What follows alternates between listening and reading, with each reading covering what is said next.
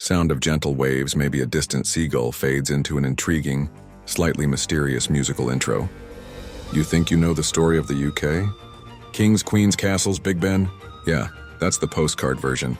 But the real story, the one that truly built this island nation, is a lot messier, a lot more surprising, and frankly, a lot more interesting. It's not a story that begins with a crown, but with muddy boots and a foreign tongue. Forget 1066 for a second. Let's rewind another 1,000 years. Picture this: the Roman Empire is crumbling. They pack their bags and leave Britain after 400 years. What they leave behind is a power vacuum. Local Celtic and Romano-British chieftains are trying to hold things together, but they've got a problem. Raiders coming from across the sea. So they make a deal that will change history forever. They hire mercenaries. These weren't just any mercenaries. They were tough seafaring tribes from what is now northern Germany and Denmark. The Angles, the Saxons, the Jutes. The deal was simple. You fight for us, protect our shores, and we'll give you land and supplies. For a while it worked. The Anglo-Saxons were good at their job. Maybe a little too good. They saw this green, fertile land, weakened and disorganized, and thought, why work for these guys when we could just take it? And that's exactly what they did. This wasn't a single grand invasion.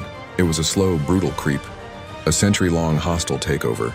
They pushed the native Britons west into the mountains of Wales and the peninsula of Cornwall. They didn't just conquer the land, they replaced the culture. The language, the laws, the gods, everything changed. The land of the Britons became Angleland, England. This is the real foundation.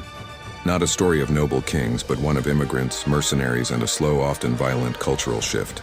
These new Anglo-Saxon kingdoms, Wessex, Mercia, Northumbria, were constantly at war with each other, each vying for power. It was in this chaotic, violent crucible that the idea of England was first forged.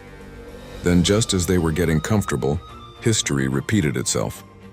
Another wave of raiders appeared on the horizon. This time they came in longships with dragon-headed prows. The Vikings and the Anglo-Saxons, the former invaders, were now the defenders, fighting desperately to hold on to the land their ancestors had taken. It was this new threat that finally forced them to unite.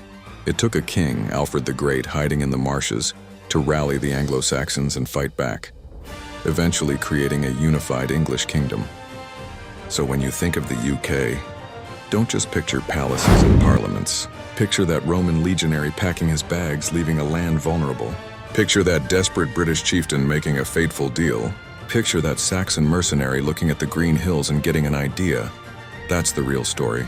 It's a tale of migration, of betrayal, of brutal survival, and of how one culture gets completely and utterly overwritten by another, laying the groundwork for everything that was to come. It's a reminder that nations aren't born, they're made, often in mud and blood,